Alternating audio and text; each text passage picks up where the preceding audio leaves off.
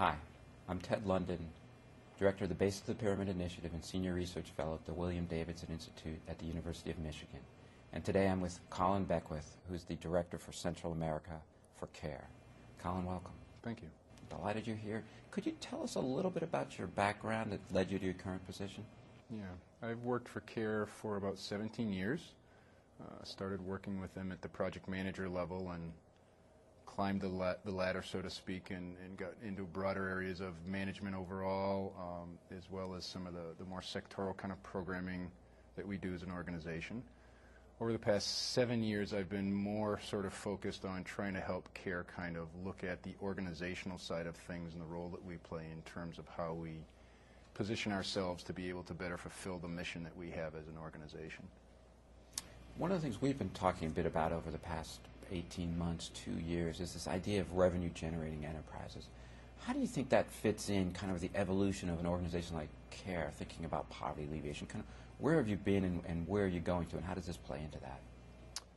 I think as an organization we've been grappling for the past 7 or 8 years with the idea of how do you evolve from an organization that predominantly provides social services to marginalized populations to how you begin to empower those people to determine their own destinies. And so one of the ways that we have started to look at this is the degree to which helping poor people create wealth and build equity actually puts them in a place to start not only self-determining their destiny, but being in a position where they can actually get in the game and start to have more influence on the economical and political dynamics that kind of rule their environment. So it's sort of this transition to more of an empowerment, less of giving them what they need, but more of empowering them to do more things themselves. That's the intention. And you've thought about revenue-generating enterprises. Kind of what's the history of that, say within CARE Central America? We have, as part of our programming portfolio, we have several initiatives which in fact are related to supporting poor people in their economic activities. I think the classic one is the microfinance work that we do, but we also do a lot of work with small farmers. A lot of times our credit is involved with small commercial operations and whatnot. But we've never looked at them in terms of how we allow those to grow and have staying power beyond the life of a contract, which is how CARE operates. We predominantly live we don't die, so to speak, but we live by contracts. And so how do you keep that initiative and that process going beyond the life of that contract? So it sounds like revenue-generating enterprises sort of offer a longer-term solution to pretend, or at least a way of maintaining some projects. Do you see any other benefits vis-a-vis maybe more traditional, let's call it donation-based poverty alleviation efforts? We've been talking for several years in CARE as well about the degree to which we are an attractive vehicle for the new philanthropy, particularly that has been taking place here in the United States, and social enterprises and corporate social responsibility. What I don't think we've been able to figure out yet is how either we as an organization or we as a vehicle to which you access small farmers, small producers at the bottom of the pyramid, if you will, how does that help us mobilize corporate social responsibility and that new philanthropy both to CARE and our vision, but also connect that to poor people and begin to give them other avenues by which the markets begin to work for the poor as well as for social enterprise or corporate social responsibility kinds of companies. So it sounds like your support of RGs allows you to have a longer-term impact. It also allows you to access new financing, and it allows you to maybe build connections between those in low-income markets and corporations. Right, and I think it also, one of the things we hope it does for us is it allows us and poor people to put their agenda on the map of corporate social responsibility, individuals and companies. That how is this global thing called poverty part and parcel of their world as well? When you talk about profits, what is the reaction you get both maybe from your internal stakeholders and your external stakeholders? From an internal perspective, I think the first question that comes to mind for us tends to be more of a moral or an ethical one. Should we be trying to make money with the poor? Mm-hmm. And we sometimes tend to invert that question a little bit as we're actually making money from the poor. Mm-hmm. And I think we're struggling with that one a little bit.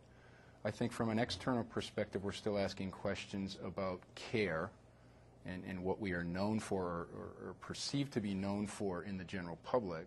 What is an NGO, a humanitarian NGO, doing getting into the business world? And how those two may be contradictions in terms of perception and identity. But you're doing it. Yes, we are. When you're doing, CARE as an institution has been doing it all over the world, and certainly in Central America, you've been doing it for a while.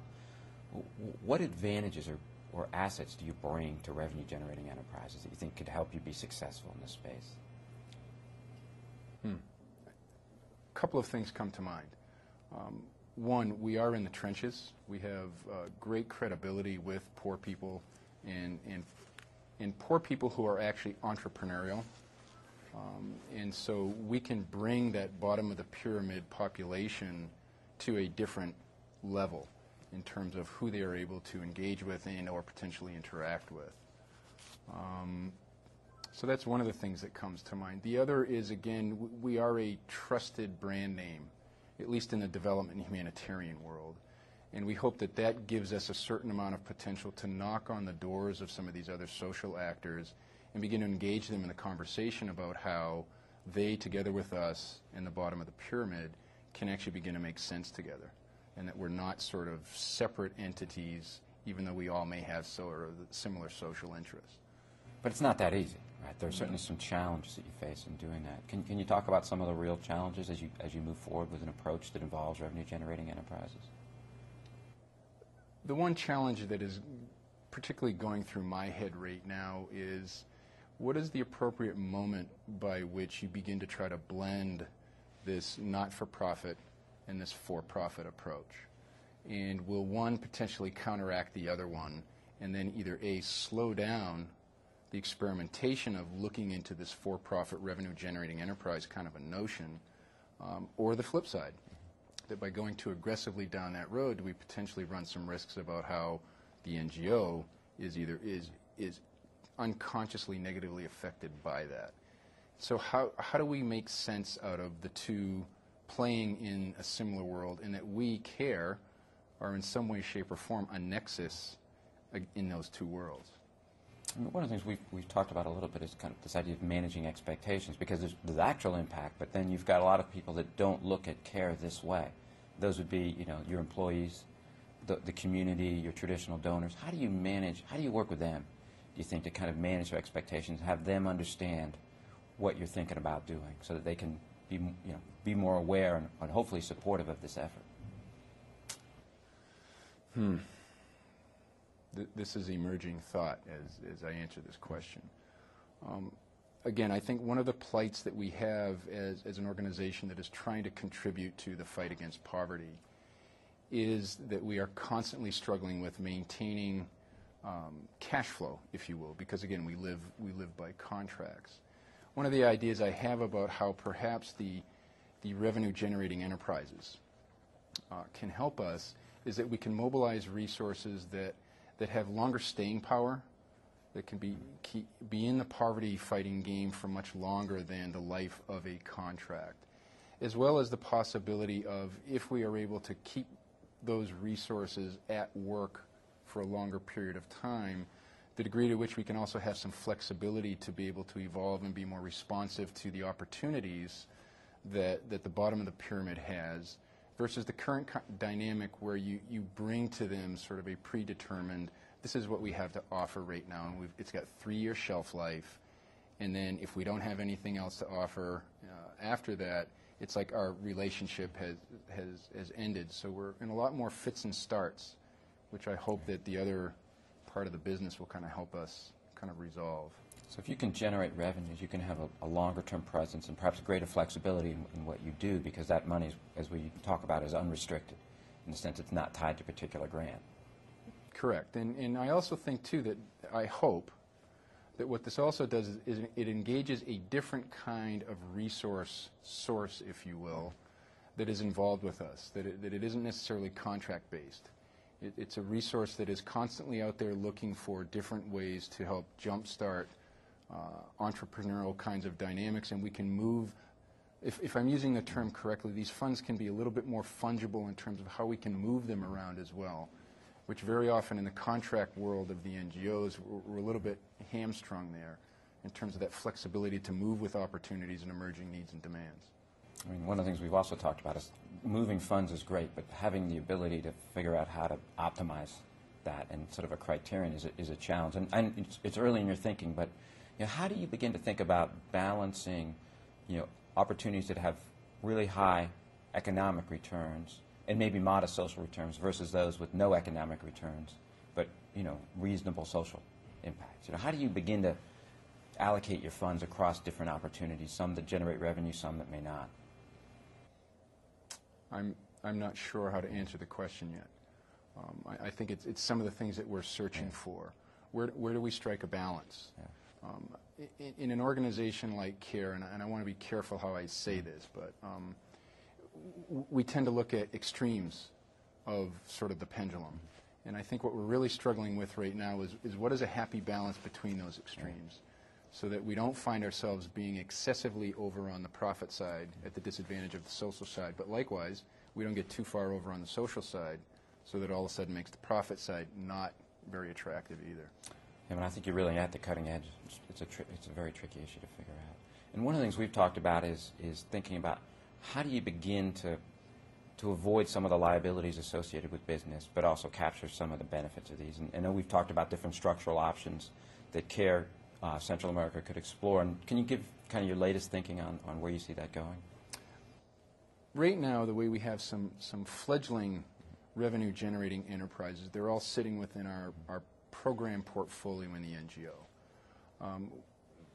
Continuing down that road right now, beyond perhaps using the NGO as sort of an incubator sort of mechanism, we don't believe that that's the appropriate model. So right now we're looking at, does it make more sense to have them as direct subsidiaries? Does it make more sense to have them housed within a holding company? The holding company gives us a lot more protection against risk and liability. The challenge there is being how do we make sure that we don't have mission drift.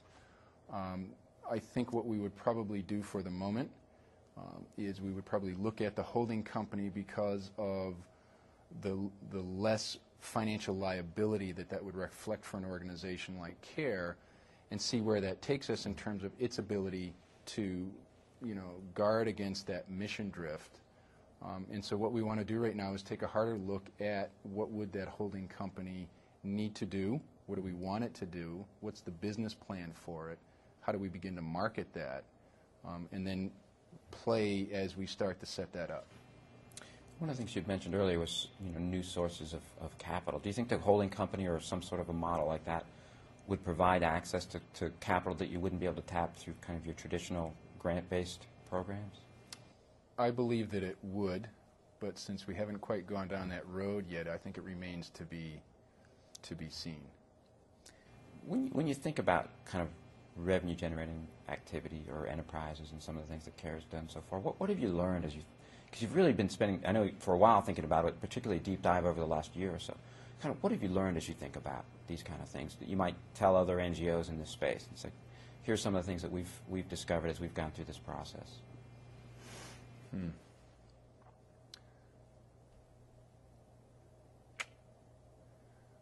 I think there's, for me personally, so I don't want to speak too much for CARE at this particular moment, but for me personally, I'm still in my head struggling with what we talked a little bit about earlier around managing expectations versus taking a look at what can revenue-generating enterprises do for the poor. And this managing expectations from either the NGO side or the revenue-generating side and the kinds of stakeholders we think we can bring to the game with us, maybe it's okay to separate how we try to manage those expectations.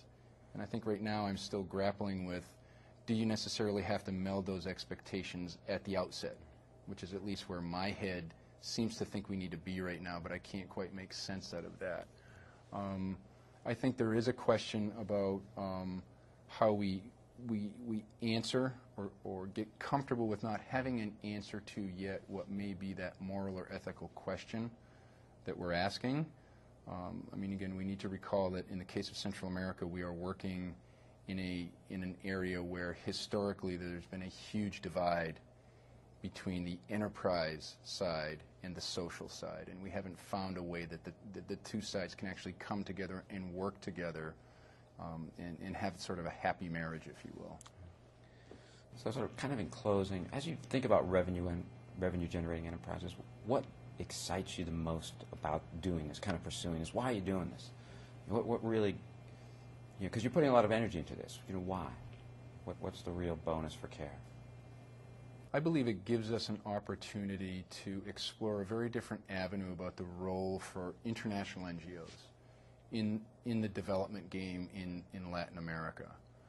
I think a lot of the exploration has been around how we can better influence public policy and public policy implementation, but it's still predominantly around how we make sure that we can be there to ensure the social services that most poor marginalized communities are still in need of. And I don't mean to say that that is not a right way to go.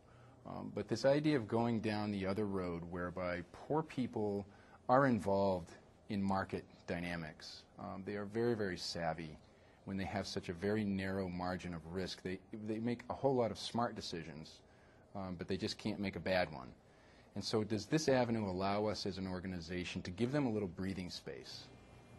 And figure out a way that revenue-generating enterprises can put them in a better place and give them more options available to them in terms of how they decide and pick and choose what are the things that we need to do now in terms of either the social services or being better positioned in the marketplaces.